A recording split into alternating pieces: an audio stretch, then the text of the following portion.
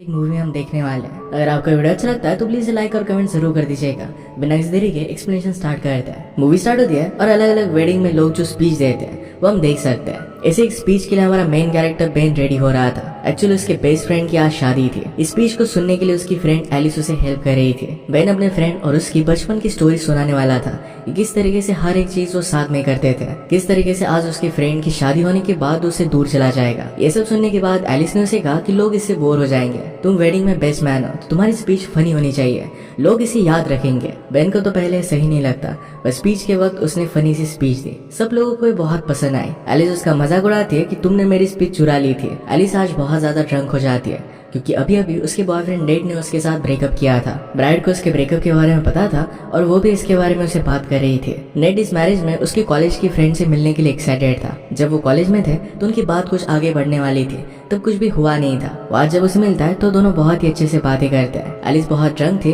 तो उनके बीच में आकर उन्हें डिस्टर्ब करने की कोशिश करती है, पर बेन उस पर ध्यान नहीं देता। एक स्लो म्यूजिक चला तो बेन और जे से दोनों डांस करने लगते हैं। इसके बाद वो दोनों बाहर आए। जेस वहां से जा रही थी तो बेन उसे बाहर तक छोड़ने के लिए आता है। उन दोनों को एक दूसरे के साथ टाइम स्पेंड कर बहुत अच्छा लगा था। बेन बात करने लग गया किस तरीके से सिंगल लोगों को शादी में अलग टेबल दिया जाता है। जेस ने कहा कि तुम तो बहुत हैंडसम हो, जल्दी तुम्हें कोई ना कोई तो मिल ही जाएगी। बेन को जेस की तरफ से सिग्नल लगा और उसे किस करने के लिए आगे बढ़ा। जेस उसे झटक देती है, कहती कि अभी अभी मैं एंगेज हो चुकी हूँ। बेन ने उसकी रिंग देखी नहीं थी। ये बहुत ही ज्यादा ऑकवर्ड हो जाता है तो बेन वहां से चला गया। वो अपने होटल रूम में वापस आ गया। एलिस ने पहले उसका की कार्ड चुरा लिया था तो उसी के पास वो बैठी हुई थी। बहन की बात नहीं बनी और एलिस भी रोने लग जाती है। कहती कि सब लोगों को अभी के अभी क्यों मैरिज करना है, कहती कि सब लोगों को अभी के अभी क्यों मैरिज करना है। ब्रेकअप की वजह से उसे बहुत ज्यादा बुरा लग रहा था। इस साल में उसे और 4 वेडिंग्स करने थे, बहन को और 5 वेडिंग्स करने थे। सिंगल होकर वेडिंग में जाना उनके लिए बहुत ही ज्यादा हार्ड था। वो बेन से पूछती है कि क्या नेक्स्ट वेडिंग में तुम मेरे साथ चलोगे। बेन इसके लिए मना करता है। एलिस ने उससे कहा कि वहाँ पर बहुत सारी सिंगल लड़कियां हो सकती है, तुम्हारी बात बन जाएगी। इस बात की वजह से बेन उसके साथ आने के लिए रेडी हो जाता है। अगले दिन बेन ने एलिस को घर पर छोड़ दिया। वो कांच पर सोई हुई थी तो कांच को नीचे कर उसे उठा देता है। घर जाने के बाद अपने अपने रूटीन में वो लग जाते हैं, खुद का खाना बनाते हैं, अकेले रहते हैं। रात में टीवी शो देखते देखते सो जाते हैं। बेन अपने फ्रेंड को कॉल कर हैंग आउट करने के लिए बुलाता है। फ्रेंड कहता है कि अब मैं रिलेशनशिप में हूँ तो उसके साथ वो हैंग आउट नहीं कर सकता। वो फिर अपने फादर को कॉल लगाता है और कल वो गोल्फ खेलने के लिए जाने वाले थे। वो जब फादर के घर पर गया तो वहाँ पर उनकी गर्लफ्रेंड थी। आजकल वो बहुत ज्यादा फादर के साथ रहने लग गई है। वो फादर से पूछता है कि तुम दोनों में चल क्या रहा है। फादर ने कहा कि मैं उसके साथ शादी करने वाला हूँ, अभी अभी मैंने उसे प्रपोज किया था, आज इसी के बारे में मुझे तुमसे बात करनी थी। नेट कहता है कि आपका ऑलरेडी 2 बार डिवोर्स हो चुका है, 3rd बार शादी करना सही नहीं होगा। फादर चाहते थे कि बेन उनकी गर्लफ्रेंड से मिले और उसे जान ले। बेन कहता है कि इस वीकेंड में मैं एलिस के साथ मैरिज के लिए जा रहा हूँ, शायद बाद में कभी उसे मिल लेगा। अब हम उसी वेडिंग को देखते हैं। बहुत ज्यादा बारिश चल रही थी और सब लोग घर आ रहे थे। बेन एलिस से कहता कि तुमने तो मुझसे कहा था कि तुम अपनी फ्रेंड से मुझे मिलवाओगी, पर ऐसा कुछ भी हुआ नहीं। बुरी वेडिंग में किसी भी लड़की के साथ मेरा कुछ भी रोमांटिक सा मूवमेंट हुआ नहीं। एलिस कहती है कि ये क्या होता है। बेन कहता है कि जैसे मूवीज में दिखाते हैं कि आप बुक स्टोर में गए और वहाँ पर किसी से मिले और उसी के साथ पूरी जिंदगी बिताते हो। एलिस इन सब चीजों पर थोड़ा सा भी बिलीव नहीं करती थी, पर उससे पूछती है कि वो मेरी फ्रेंड है, क्या तुम्हें अच्छी लगती है। बेन को अच्छी लगी थी। एलिस ने डायरेक्टली अपनी फ्रेंड पर उसे पुश कर दिया। उसका मजाक लेती है कि तुम दोनों में मुझे कनेक्शन फील हो रहा है। होटल में आने के बाद एलिस ने बेन से कहा कि हम ये चीज कंटिन्यू कर सकते हैं, हम दोनों साथ में वेडिंग्स में जाएंगे ताकि हमें अकेला फील ना हो। बेन पहले ही वेडिंग्स को हेट करता था तो आइडिया उसे अच्छा नहीं लगता। उनके रूम में उन्हें एक ही बेड मिला था तो बेन कहता है कि ये भी चीज मैं हेट करता हूँ, अगर इतने सारे वेडिंग्स में हम जाएंगे तो एक ही बेड पर हम नहीं सो सकते। सोते वक्त तो बेन के साथ कडल करना चाहती थी। बेन कहता है कि अगर मैं तुमसे अट्रैक्टेड हो गया तो प्रॉब्लम हो जाएगी, और अगर मैं तुमसे अट्रैक्टेड फील नहीं करता तुम्हें और भी ज्यादा बुरा लगेगा। एलिस कहती कि हर एक चीज को तुम इतना सोचते क्यों। वही फिर उसे हक कर लेती है। इसके बाद हम देखते हैं कि बेन ने एलिस का प्रपोजल मान लिया था। वो दोनों मिलकर अलग अलग वेडिंग्स में जाने वाले थे। नेक्स्ट वेडिंग में वो पहुंच जाते हैं। बेन ने ऐसा होटल रूम लिया जहाँ पर 2 बेड्स हो। नेक्स्ट सीन में एलिस पूल के पास बैठी हुई थी और बेन स्विमिंग पूल में था। एक छोटा लड़का बेन के साथ खेलने लग जाता है। एलिस उस लड़के के मदर से बात करने लगे। उस मदर को लगता है कि एलिस बेन को डेट कर रही है। एलिस ने कहा कि मैं सिर्फ उसके साथ वेडिंग पर आई हूँ, वो मेरा बॉयफ्रेंड नहीं है। वहाँ पर उस मदर की फ्रेंड थी जो बेन में इंटरेस्टेड थी।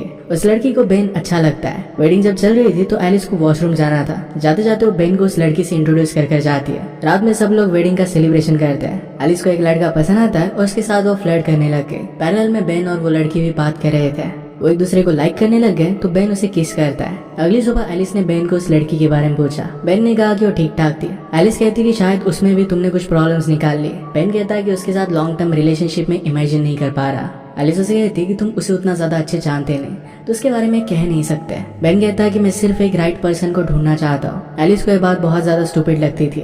बेन कहता है कि तुम भी तो अभी नेट के बारे में बात करती रहती हो, उसी के बारे में सोच कर रोती रहती हो। इस बात का बेन ने भी बहुत मजाक उड़ाया। इसके बाद हम और एक वेडिंग देखते हैं। जिस तरीके से लोग वेडिंग में बिहेव करते हैं इस बात का दोनों बहुत मजाक उड़ा रहे थे। रात में डांस करते वक्त एलिस बेन के लिए लड़कियां ढूंढ रही थी। बेन उसे कहता है कि लास्ट टाइम की तरह फिर से मुझे उस पर पुश मत कर देना। वेडिंग में बेन के फादर भी अपनी गर्लफ्रेंड के साथ यहाँ पर आए हुए थे। एलिस से पूछते कि तुम दोनों मिले कैसे थे। एलिस कहती कि हम दोनों कॉलेज में रूममेट थे। बेन को मेरी फ्रेंड पसंद आई थी, इसी वजह से वो मेरा फ्रेंड बना था। फादर को एलिस बहुत पसंद आती है और अपने वेडिंग के लिए उसे वो इन्वाइट करते हैं। फादर ने बेन से बात की, अपनी शादी में उसे बेस्ट मैन बनने के लिए कहा। बेन इसके लिए पहले तो मना करता है पर बाद में इस पर वो सोचने वाला था। एलिस की एक फ्रेंड आकर उसे मिलती है। उसे पता नहीं था कि नेट का और एलिस का ब्रेकअप हो चुका है। उसे कहती कि तुम दोनों की जोड़ी बहुत ही अच्छी लगती है। इस बात की वजह से एलिस को बहुत बुरा लगता है। रात में सब लोग स्विमिंग करने के लिए पूल में चले गए। वहाँ पर वो बहुत ज्यादा ड्रंक हो जाते हैं। एलिस कहती कि तुम्हारे फादर ने तुम्हें बेस्ट मैन बनने के लिए कहा, इसके बारे में तुमने मुझे बताया क्यों नहीं। बेन कहता है कि ये सब मुझे बहुत ही ज्यादा वियर्ड लगता है, इसके बारे में बात करना बहुत ही अनकंफर्टेबल है। फादर ने मदर के साथ डिवोर्स कर हमारी फैमिली को बर्बाद कर दिया। अब वो फिर से शादी कर सब कुछ ठीक करना चाहते हैं। ये सब बातें उसे अच्छी नहीं लगती। एलिस कहती कि मेरे मदर और फादर अब भी एक साथ है पर एक दूसरे को बहुत ही ज्यादा हेट करते हैं। कभी भी अच्छे से एक साथ बैठ नहीं सकते। एटलीस्ट तुम्हारे पेरेंट्स एक दूसरे से दूर होकर खुशी ढूंढना चाहते हैं, एक बहुत ही अच्छी बात है। बेन को एलिस के लिए बुरा लगता है और उसे हक कर लेता है। वो दोनों बहुत देर तक बातें कर रहे थे और स्विमिंग पूल में कोई भी नहीं था। उनकी होटल तक की राइड वहाँ से चली गई थी। वो दोनों फिर वॉक करते हुए घर आ रहे थे। एलिस को फूलों का शौक देखता है, उसे फूल बहुत पसंद थे। बेन कहता है कि मुझे फूलों का कंसेप्ट ही अच्छा नहीं लगता, वो बहुत ही जल्द मुरझा जाता है, तो उन्हें बाय करने का फायदा क्या है। एलिस कहती है कि जब आपको कोई फूल देता है तो आपको बहुत अच्छा फील होता है। ये फीलिंग ही बहुत इंपॉर्टेंट होती है। होटल से जाने का शॉर्टकट सेमेट्री से गुजर रहा था। एलिस घोस्ट पर बिलीव करती थी। कहती है कि हमें हमारा नाक बंद कर वहाँ से भागना चाहिए। वो दोनों भागते भागते एलिस नीचे गिर जाती है। बेन उसे उठाने के लिए आया। वो दोनों करीब आ गए और फिर वहीं पर इंटीमेट हो जाते हैं। सुबह होने पर वो घर के लिए निकल पड़े। कल रात की वजह से उन दोनों में कुछ ऑकवर्डनेस था, तो इसके बारे में वो बात नहीं करते। वो घर पर पहुंचे तो बेन ने खुद गाड़ी से उसका बैग निकाल दिया। ऐसा वो कभी भी करता नहीं था। एलिस ये सब ऑकवर्डनेस समझकर उससे कहती है कि कल रात की बात हमसे सिर्फ एक मिस्टेक होगी, ऐसा समझकर हम भूल जाएंगे। बेन भी इस बात से एग्री करता है। इसके बाद एक वेडिंग के लिए बेन अकेला गया। थोड़ी देर में एलिस वहाँ पर पहुंच जाती है। उसने कहा कि उस रात के बाद हमने बात ही नहीं की थी। वो दोनों एक ही रूम बुक करते हैं। बेन ने उनके रूम में ऑलरेडी शैंपेन रखी हुई थी। इसके बाद वो दोनों अपने फ्रेंड से बात करने के लिए गए। फ्रेंड समझ जाते हैं कि एलिस और बेन के बीच में कुछ ना कुछ तो हुआ है। इसका बहुत मजाक उड़ाते हैं। एलिस बेन से पूछती है कि क्या सब कुछ ठीक है। बेन ने कहा कि मेरे फादर की वेडिंग में क्या मुझे बेस्ट मैन बनना चाहिए। एलिस उसे कहती कि तुम्हारे फादर को तुम्हें हाँ कह देना चाहिए, बाकी सब कुछ ठीक हो जाएगा। बेन उसे कहता है कि उस रात के बारे में मैं सोच रहा था, उनमें जो भी हुआ था ये बेन को अच्छा लगा था। एलिस भी कहती कि मुझे भी तुम्हारे साथ बहुत अच्छा लगता है। इसके बाद वो दोनों इंटीमेट हो जाते हैं। अब वो एक कपल बन चुके थे। अगली सुबह बेन उसे कहता है इस बार हम 1-2 दिन ज्यादा रह सकते हैं ताकि वो एक दूसरे के साथ टाइम स्पेंड कर सके। ये आइडिया एलिस को बहुत अच्छा लगा। इसके बाद वो दोनों मिलकर वेडिंग को एंजॉय करते हैं। उन्होंने अपनी एक ब्यूटीफुल रिलेशनशिप स्टार्ट की, अपने मोमेंट्स को एंजॉय किया। इसके बाद कुछ टाइम गुजर चुका था और हम और एक वेडिंग देखते हैं। इस बार ये वेडिंग एलिस की सिस्टर की थी। एलिस की मदर बेन से बात कर रही थी, कितने सालों तक तुम एक दूसरे के साथ हो, तुम तो एलिस से बहुत पहले से प्यार करते होंगे। बेन उन्हें समझाने की कोशिश करता है कि अभी अभी उनकी रिलेशनशिप स्टार्ट हुई है, पर एलिस के पेरेंट्स को लग रहा था कि वो बहुत सालों से रिलेशनशिप में है। इन सब से एलिस बेन को बचा लेती है। इसके बाद वो रात में एक साथ थे। एलिस के फोन पर उसके एक्स बॉयफ्रेंड नेट का मैसेज आता है। इस बात से बेन जरा अपसेट हो गया। वो एलिस से इसके बारे में कहता है, पर एलिस नेट को रिप्लाई नहीं देने वाली थी। वह थी कि अब मैं तुम्हारे साथ हूँ और यही मेरे लिए इनफ है। उसके साथ आज रात इंटीमेट होना चाहती थी, पर बेन का मूड चला गया था। अगली सुबह एलिस के फादर के साथ मिलकर बेन कुछ फोटोग्राफ्स लगा रहा था। इन फोटोग्राफ में एलिस और नेट की भी एक फोटोग्राफ थी। फादर इसके लिए उसे सॉरी कहते हैं। सब लोग जिस तरीके से नेट को प्रेशराइज कर रहे थे, इसके लिए एलिस ने उसे सॉरी कहा। नेट कहता है कि ये सब चीजें ठीक है। इसके बाद और कुछ टाइम गुजर गया। उनके और एक फ्रेंड की शादी थी। बेन चाहता था कि वो अपने फ्रेंड्स को खुद अपने हाथों से गिफ्ट दे। वैसे सब लोग अपने गिफ्ट्स कुरियर कर देते थे। बेन जब खुद लोगों को गिफ्ट देता है तो उनके फेस की स्माइल देखना उसे बहुत ही अच्छा लगता है। वेडिंग में जाने के लिए वो जरा लेट हो जाते हैं। एलिस को याद आया कि वो गिफ्ट लाना भूल गई थी। उसने अपने ही घर पर वो रखा हुआ था। ऑलरेडी वो लेट हो चुके थे, तो एलिस के घर पर जाकर फिर गिफ्ट लाना ये इम्पॉसिबल था। इस बात की वजह से बेन एलिस को बहुत बोलता है। एलिस ने कहा कि उन लोगों की शादी हो रही है, तुम्हारे गिफ्ट की वजह से उन्हें कुछ भी फर्क नहीं पड़ेगा। उसे बैड फील करा रहा था तो इसके बारे में उसे बता देती है। बेन इस सब्जेक्ट को छोड़ नहीं पाता। उन्होंने जाकर अपने फ्रेंड्स को कॉन्ग्रेचुलेशंस किया।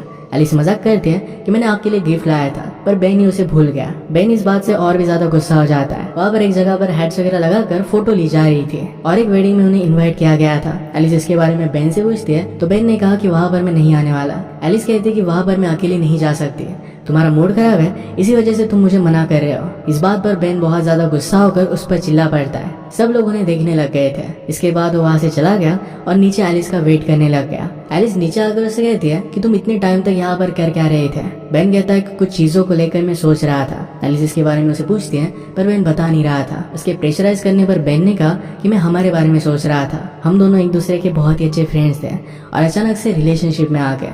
ये उसे बहुत ही फास्ट लग रहा था। एलिस कहती कि ये सब चीजें मेरे लिए भी अलग थी, पर स्लोली मुझे तुम्हारी आदत हो गई। बेन कहता है कि मुझे हमारे बारे में कुछ डाउट्स हो रहे थे। एलिस ये बात समझ सकती थी, पर बेन ने कहा कि जब मैं कुछ अलग कपल्स को देखता हूँ तो हमारी तरह झगड़ते नहीं, उन लोगों में बहुत प्यार होता है, वैसे हम दोनों नहीं है। एलिस कहती कि मैं तो तुमसे बहुत प्यार करती हूँ। बेन उसे आई लव यू नहीं कह पाता।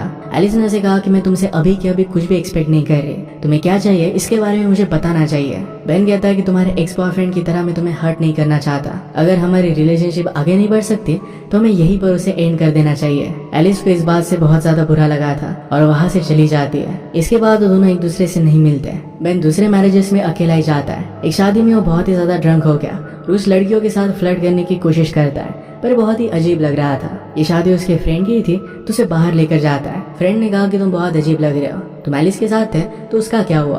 बेन ने कहा कि जिस तरीके से तुम अपनी वाइफ से प्यार करते हो मैं उस तरीके से उससे प्यार नहीं कर सकता था, इसी वजह से हमने ब्रेकअप कर लिया। इसका फ्रेंड उसे कहता है कि तुम ये सब समझ कैसे सकता कि मेरे और मेरी वाइफ की रिलेशनशिप एकदम परफेक्ट है। क्या तुम हमेशा हमारे घर में कैमरेज लगा कर रखते हो। हर एक रिलेशनशिप में बहुत सारे प्रॉब्लम्स होते हैं, एक परफेक्ट प्यार कभी भी तुम्हें मिलता नहीं। बेन कहता है कि फिर शादी वगैरह करने का पॉइंट ही क्या रहता है। उसके फ्रेंड ने उसे कहा किसी से आई लव यू कहना है बहुत ही अच्छा लगता है, जब वो पर्सन फिर से तुम्हें आई लव यू कहता है तो फीलिंग बहुत ही अच्छी होती है। ये शादी वगैरह ये सब इवेंट्स बहुत ही अच्छे लगते हैं, इसके बिना जिंदगी वर्थ इट नहीं है। तुम हमेशा अलग अलग ऑप्शन चूज करते रहते हो। आइसक्रीम शॉप में जाकर तुम्हें हर एक फ्लेवर को चूज करना है जो सही नहीं होता, वैसे पर्सन को कोई भी लाइक नहीं करता। इस बात पर बेन ने बहुत सोचा। वो रियलाइज करता है कि एलिस के साथ उसकी रिलेशनशिप बहुत अच्छी थी। नेक्स्ट वेडिंग में उसके लिए फ्लावर्स बाय करता है। जब एलिस वहाँ पर आई तो अपने एक्स बॉयफ्रेंड के साथ वहाँ पर आई थी। एलिस ने पूछा कि फ्लावर्स किसके लिए है। बेन ऑकवर्ड हो जाता है और किसी और को फ्लावर्स दे देता है। बाद में अकेले में उसने एलिस से बात की। वैसे कहता है कि वो फ्लावर्स तुम्हारे लिए थे। एलिस कहती कि अब मैं तुम्हारी स्पीच हैंडल नहीं कर सकती।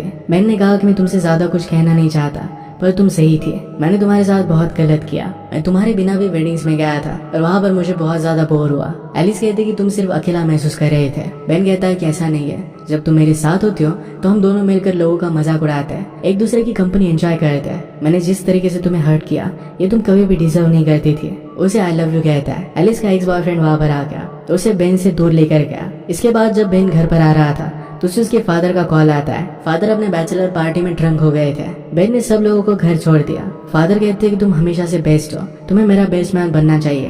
बेन फादर से कहता है कि आपने मदर के साथ डिवोर्स लिया, उसके बाद मैं रिलेशनशिप्स पर बिलीव नहीं कर पाया। मैं हमेशा एक परफेक्ट पार्टनर ढूंढता रहा और फाइनली मैं अकेला पड़ गया और आपकी शादी हो रही है। फादर कहते कि जब तक मैं जिंदा हूँ तब तक तुम अकेले नहीं पढ़ सकते। बेन को ये बात बहुत अच्छी लगी और अपने फादर की वेडिंग में बेस्ट मैन बनना मान जाता है। उसने वेडिंग में स्पीच दी कि जब आप परफेक्ट को ढूंढने के लिए निकलते हो तो आपके हाथ में कुछ भी नहीं लगता। अगर आप किसी को पसंद करते हो और उनके साथ टाइम स्पेंड करना आपको अच्छा लगता है तो उन्हें अपने पास ही रखना चाहिए। ये जब वो स्पीच रेडी कर रहा था तो उसके पास एलिस भी थी। इसके बाद हम फ्लैशबैक में देखते हैं कि उस रात जब वो घर पर आया तो एलिस उसका वेट कर रही थी।